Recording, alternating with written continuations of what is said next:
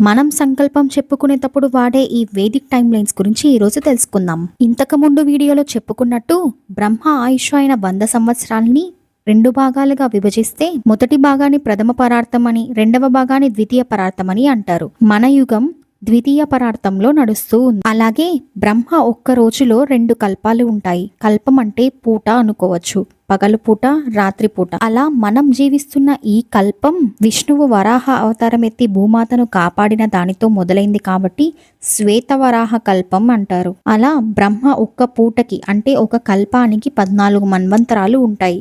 అలానే ఒక రోజుకి 28 మన్వంతరాలు ఉంటాయి. ప్రతి మన్వంతరంకి ఒక మనువు ఉంటాడు. ఆ మనువు నుంటే ఆ జననం అంతా మొదలవుతుంది. అలా మనముంటున్న మన్వంతరం మొదలైంది సూర్యపుత్రుడైన వైవస్వత మనువుతో. ఈ వైవస్వత మనువునే విష్ణు భగవానుడు మత్స్యావతారంలో కాపాడాడు. మనందరం మనువు నుంచే వస్తున్నాం కాబట్టి మనల్ని మానవులు అంటారు. అందుకే సంకల్పం చెప్పుకునేటప్పుడు ఆయన నుండి వచ్చాము కాబట్టే వైవస్వత మన్వంతరే అంటారు. మనం ఆ 14 మన్వంతరాల్లో 7వ మన్వంతరంలో ఉన్నాము. 4 యుగాలు కలిపితే ఒక మహాయుగం. అటువంటి 71 మహాయుగాలు కలిపితే ఒక మన్వంతరం.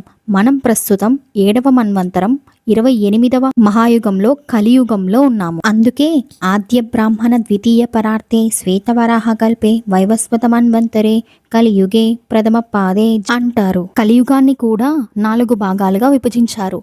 అందులో మనం ప్రథమ పాదంలో ఉన్నాము. ఈ వీడియోలో టైమ్ లైన్స్ కనుక కొంచెం కన్ఫ్యూజింగ్ గా ఉంటే లాస్ట్ వీడియో చూసేయండి. నెక్స్ట్ వీడియోలో ఇంకొన్ని తెలుసుకుందాం.